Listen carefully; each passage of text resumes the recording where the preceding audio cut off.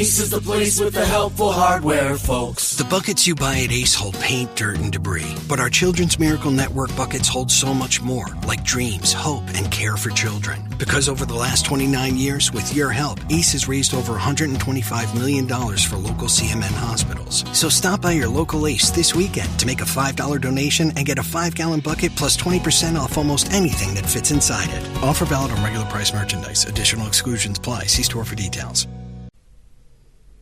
लीजिए सुनिए प्रेमचंद की लिखी कहानी रामलीला। वाचन समीर गोस्वामी का है। इधर एक मुद्दत से रामलीला देखने नहीं गया। बंदरों के भद्दे चेहरे लगाए, आधी टांगों का पाजामा और काले रंग का ऊंचा कुर्ता पहने आदमियों को दौड़ते हू करते देखकर अब हंसी आती है, मजा नहीं आता।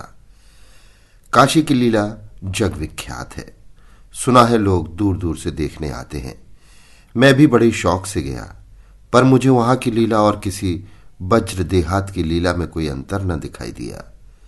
हाँ, रामनगर की लीला में कुछ साज सामान अच्छे हैं। राक्षसों और बंदरों के चेहरे पीतल के हैं, गदाएं भी पीतल की हैं। कदाचित 89 भ्राताओं के मुकुट सच्चे काम के हों, लेकिन साज सामान के सिवा वहां भी वही हू के सिवा और कुछ नहीं। फिर भी लाखों आदमियों की भीड़ लगी रहती।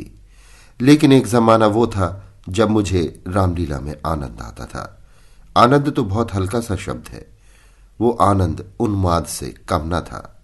संयोगवश उन दिनों मेरे घर से बहुत थोड़ी दूर पर रामलीला का मैदान था, और जिस घर में लीला पात्रों का रूप रंग भरा जाता था वो तो मेरे घर से बिल्कुल मिला हुआ था। 2 बजे दिन से पात्रों की सजावट होने लगती थी। मैं दोपहरी से वहां जा बैठता और जिस उत्साह से दौड़ दौड़ कर छोटे मोटे काम करता, उस उत्साह से तो आज अपनी पेंशन लेने भी नहीं जाता। एक कोठरी में राजकुमारी का श्रृंगार होता था। उनकी देह में रामरज पीस कर पोती जाती थी। मुंह पर पाउडर लगाया जाता और पाउडर के ऊपर लाल हरे नीले रंग की बुंदकियां लगाई जाती थी। सारा माथा, भौहें, गाल, ठोड़ी बुंदकियों से रच उठती थी। एक ही आदमी इस काम में कुशल था। वो बारी बारी से तीनों पात्रों का श्रृंगार करता था। रंग की प्यालियों में पानी लाना, रामरज पीसना, पंखा झलना मेरा काम था। जब इन तैयारियों के बाद विमान निकलता तो उस पर रामचंद्र जी के पीछे बैठकर मुझे जो उल्लास, जो गर्व, जो रोमांच होता था, वो अब लाट साहब के दरबार में कुर्सी पर बैठकर भी नहीं होता। एक बार जब होम मेंबर साहब ने व्यवस्थापक सभा में मेरे लिए एक प्रस्ताव का अनुमोदन किया था, उस वक्त मुझे कुछ इस तरह का उल्लास, गर्व और रोमांच हुआ था। हाँ, एक बार जब मेरा ज्येष्ठ पुत्र नायब तहसीलदारी में नामजद हुआ, तब भी ऐसी ही तरंगे मन में उठी थी, पर इसमें और उस बाल विवलता में बड़ा अंतर है। तब ऐसा मालूम होता था कि मैं स्वर्ग में बैठा हुआ हूं। निषाद नौका लीला का दिन था। मैं 2-4 लड़कों के बहकाने में आकर गुल्ली डंडा खेलने लगा था। आज श्रृंगार देखने न गया। विमान भी निकला, पर मैंने खेलना न छोड़ा। मुझे अपना दांव लेना था। अपना दांव छोड़ने के लिए उससे कहीं बढ़कर आत्मत्याग की जरूरत थी, जितना मैं कर सकता था। अगर दांव देना होता तो मैं कब का भाग खड़ा होता, लेकिन पदाने में कुछ और ही बात होती है। खैर, दांव पूरा हुआ। अगर मैं चाहता तो धांधली करके 10-5 मिनट और पदा सकता था। इसकी काफी गुंजाइश थी, लेकिन अब इसका मौका न था। मैं सीधे नाले की तरफ दौड़ा। विमान जल तट पर पहुंच चुका था। मैंने दूर से देखा, मल्लाह किश्ती लिए आ रहा है। दौड़ा, लेकिन आदमियों की भीड़ में दौड़ना कठिन था। आखिर जब मैं भीड़ हटाता, प्राणपण से आगे बढ़ता, घाट पर पहुंचा तो निषाद अपनी नौका खोल चुका था। रामचंद्र पर मेरी कितनी श्रद्धा थी। अपने पाठ की चिंता न करके उन्हें पढ़ा दिया करता था, जिसमें वो फेल न हो जाए। मुझसे उम्र ज्यादा होने पर भी वो नीची कक्षा में पढ़ते थे, लेकिन वही रामचंद्र नौका पर बैठे इस तरह मुंह फेरे चले जाते थे मानो मुझसे जान पहचान ही नहीं। नकल में भी असल की कुछ न कुछ बू आ ही जाती है। भक्तों पर जिनकी निगाह सदा ही तीखी रही है, वो मुझे क्यों उबारते। मैं विकल होकर उस बछड़े की भांति कूदने लगा जिसकी गर्दन पर पहली बार जुआ रखा गया हो। कभी लपक कर नाले की ओर जाता, कभी किसी सहायक की खोज में पीछे की तरफ दौड़ता, पर सब के सब अपनी धुन में मस्त थे। मेरी चीख पुकार किसी के कानों तक न पहुंची। तब से बड़ी बड़ी विपत्तियां झेली, पर उस समय जितना दुख हुआ उतना फिर कभी न हुआ। मैंने निश्चय किया कि अब रामचंद्र से कभी न बोलूंगा, न कभी खाने की कोई चीज ही दूंगा। लेकिन ज्यों ही नाले को पार करके वो पुल की ओर लौटे, मैं दौड़कर विमान पर चढ़ गया और ऐसा खुश हुआ मानो कोई बात ही न हुई थी। रामलीला समाप्त हो गई थी, राजगद्दी होने वाली थी, पर न जाने क्यों देर हो रही थी। शायद चंदा कम वसूल हुआ था। रामचंद्र के इन दिनों कोई बात भी न पूछता था। न घर ही जाने की छुट्टी मिलती थी, न भोजन का ही प्रबंध होता था। चौधरी साहब के यहां से एक सीधा कोई 3 बजे दिन को मिलता था। बाकी सारे दिन कोई पानी को नहीं पूछता। लेकिन मेरी श्रद्धा अभी तक ज्यों की त्यों थी। मेरी दृष्टि में अब भी रामचंद्र ही थे। घर पर मुझे खाने की कोई चीज मिलती, वो लेकर रामचंद्र को दे आता। उन्हें खिलाने में मुझे जितना आनंद मिलता था, उतना आप खा जाने में कभी न मिलता। कोई मिठाई या फल पाते ही मैं बेतहाशा चौपाल की ओर दौड़ता। अगर रामचंद्र वहां न मिलते तो उन्हें चारों ओर तलाश करता, और जब तक वो चीज उन्हें न खिला लेता मुझे चैन न आता था। खैर, राजगद्दी का दिन आया। रामलीला के मैदान में एक बड़ा सा शामियाना ताना गया। उसकी खूब सजावट की गई। वेश्याओं के दल भी आ पहुंचे। शाम को रामचंद्र की सवारी निकली और प्रत्येक द्वार पर उनकी आरती उतारी गई। श्रद्धानुसार किसी ने रुपए दिए, किसी ने पैसे। मेरे पिता पुलिस के आदमी थे, इसलिए उन्होंने बिना कुछ दिए ही आरती उतारी। उस वक्त मुझे जितनी लज्जा आई उसे बयान नहीं कर सकता। मेरे पास उस वक्त संयोग से 1 रुपया था। मेरे मामा जी दशहरे के पहले आए थे और मुझे 1 रुपया दे गए थे। उस रुपये को मैंने रख छोड़ा था। दशहरे के दिन भी उसे खर्च न कर सका। मैंने तुरंत वो रुपया लाकर आरती की थाली में डाल दिया। पिताजी मेरी ओर कुपित नेत्रों से देख कर रह गए। उन्होंने कुछ कहा तो नहीं, लेकिन मुंह ऐसा बना लिया जिससे प्रकट होता था कि मेरी इस धृष्टता से उनके रौब में बट्टा लग गया। रात के 10 बजते बजते ये परिक्रमा पूरी हुई। आरती की थाली रुपयों और पैसों से भरी हुई थी। ठीक तो नहीं कह सकता, मगर अब ऐसा अनुमान होता है कि 400-500 रुपये से कम न थे। चौधरी साहब इनसे कुछ ज्यादा ही खर्च कर चुके थे। उन्हें इसकी बड़ी फिक्र हुई कि किसी तरह कम से कम 200 रुपये और वसूल हो जाए, और इसकी सबसे अच्छी तरकीब उन्हें मालूम हुई कि वेश्याओं द्वारा महफिल में वसूली हो। जब लोग आकर बैठ जाएं और महफिल का रंग जम जाए, तो आबादी जान रसिक जानों की कलाइयां पकड़ पकड़ कर ऐसे हाव भाव दिखाएं कि लोग शर्माते शर्माते भी कुछ न कुछ दे ही मरें। आबादी जान और चौधरी साहब में सलाह होने लगी। मैं संयोग से उन दोनों प्राणियों की बातें सुन रहा था। चौधरी साहब ने समझा होगा ये लौंडा क्या मतलब समझेगा, पर यहां ईश्वर की दया से अक्ल के पुतले थे। सारी दास्तान समझ में आती जाती थी। चौधरी: सुनो आबादी जान, ये तुम्हारी ज्यादती है। हमारा और तुम्हारा कोई पहला साबिका तो है नहीं। ईश्वर ने चाहा तो यहां हमेशा तुम्हारा आना जाना लगा रहेगा।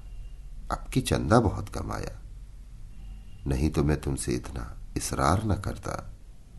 आबादी जान: आप मुझसे भी जमींदारी की चालें चलते हैं क्यों? मगर यहां हुजूर की दाल न गलेगी। वाह, रुपए तो मैं वसूल करूं और मूंछों पर ताव आप दे। कमाई का अच्छा ढंग निकाला है। इस कमाई से तो वाकई आप थोड़े दिनों में राजा हो जाएंगे। उसके सामने जमींदारी झक मारेगी। बस कल ही से एक चकला खोल दीजिए, खुदा की कसम माला माल हो जाइएगा। चौधरी: तुम दिल लगी करती हो और यहां काफिया तंग हो रहा है। आबादी जान: तो आप भी तो मुझे से उस्तादी करते हैं। यहां आप जैसे काइयों को रोज उंगलियों पर नचाती हूं। चौधरी: आखिर तुम्हारी मंशा क्या है? आबादी जान: जो कुछ वसूल करूं उसमें आधा मेरा आधा आपका। लाइए, हाथ मारिए। चौधरी: यही सही। आबादी जान: अच्छा तो पहले मेरे 100 रुपये गिन दीजिए, पीछे से आप असलेट करने लगेंगे। चौधरी: वाह, वो भी लोगे और ये भी? आबादीजान, अच्छा, तो क्या आप समझते हैं कि आपकी उजरत छोड़ दूंगी? वाह रे आपकी समझ। खूब, क्यों ना हो। दीवाना बकारे, दरवेश होशियार। चौधरी, तो क्या तुमने दोहरी फीस लेने की ठानी है? आबादीजान, अगर आपको 100 दफे गरज हो तो, वरना मेरे 100 रुपए तो कहीं गए ही नहीं। मुझे क्या कुत्तों ने काटा है जो लोगों की जेब में हाथ डालती फिरूं? चौधरी की एक न चली, आबादी के सामने दबना पड़ा। नाच शुरू हुआ। आबादीजान बला की शोख औरत थी, एक तो कमसिन, उस पर हसीन, और उसकी 100 अदाएं तो इस गजब की थी कि मेरी तबीयत भी मस्त हुई जाती थी। आदमियों के पहचानने का गुण भी उसमें कुछ कम न था। जिसके सामने बैठ गई उससे कुछ न कुछ ले ही लिया।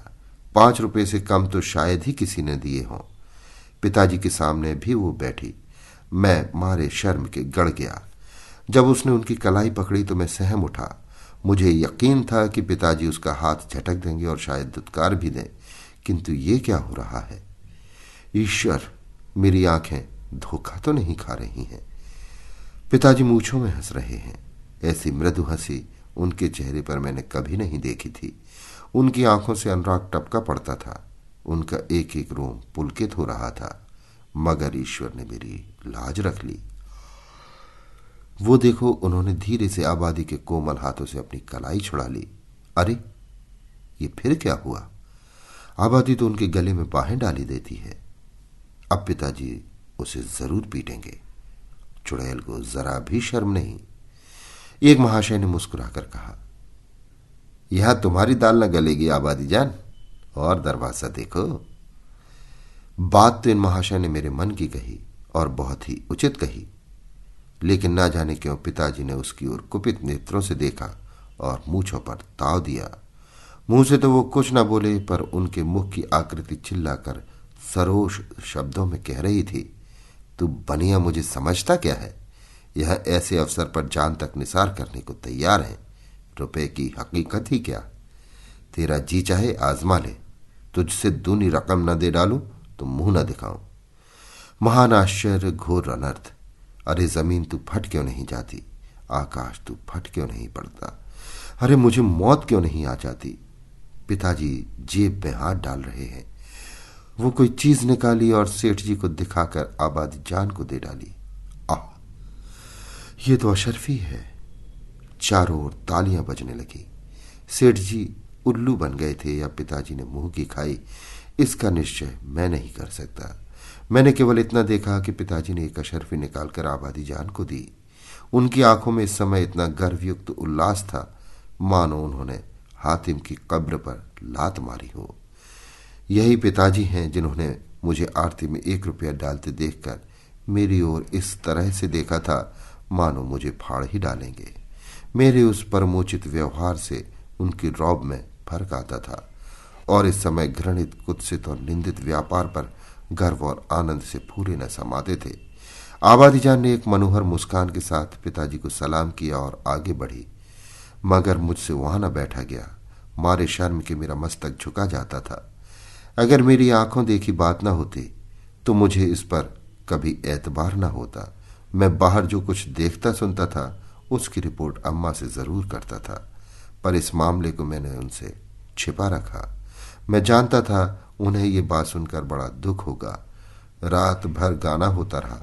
तबले की धमक मेरे कानों में आ रही थी। जी चाहता था चलकर देखूं, पर साहस न होता था। मैं किसी को मुंह कैसे दिखाऊंगा? कहीं किसी ने पिताजी का जिक्र छेड़ दिया तो मैं क्या करूंगा? प्रातःकाल रामचंद्र की विदाई होने वाली थी। मैं चारपाई से उठते ही आंखें मलता हुआ चौपाल की ओर भागा। डर रहा था कि कहीं रामचंद्र चले न गए हों। पहुंचा तो देखा तवायफों की सवारियां जाने को तैयार हैं।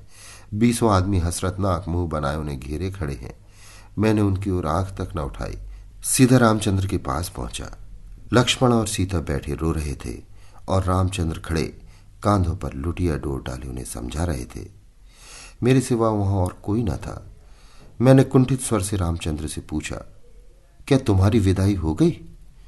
रामचंद्र, हां, हो तो गई। हमारी विदाई ही क्या, चौधरी साहब ने कह दिया, जाओ। चले जाते हैं। क्या रुपया और कपड़े नहीं मिले? अभी नहीं मिले। चौधरी साहब कहते हैं इस वक्त बचत में रुपए नहीं है, फिर आकर ले जाना। कुछ नहीं मिला? एक पैसा भी नहीं। कहते हैं कुछ बचत नहीं हुई। मैंने सोचा था कुछ रुपए मिल जाएंगे तो पढ़ने की किताबें ले लूंगा, सो कुछ न मिला। राह खर्च भी नहीं दिया। कहते हैं कौन दूर है, पैदल चले जाओ। मुझे ऐसा क्रोध आया कि चलकर चौधरी को खूब आड़े हाथों लूं। वैश्याओं के लिए रुपए, सवारियां, सब कुछ, पर बेचारे रामचंद्र और उनके साथियों के लिए कुछ भी नहीं। जिन लोगों ने रात को आबादी जान पर 10-10, 20-20 रुपए न्यौछावर किए थे, उनके पास क्या इनके लिए 2-2, 4-4 आने पैसे भी नहीं। पिताजी ने भी तो आबादी जान को एक अशर्फी दी थी। देखो इनके नाम पर क्या देते हैं। मैं दौड़ा हुआ पिताजी के पास गया। वो कहीं तफ्तीश पर जाने को तैयार खड़े थे। मुझे देखकर बोले, कहाँ घूम रहे हो?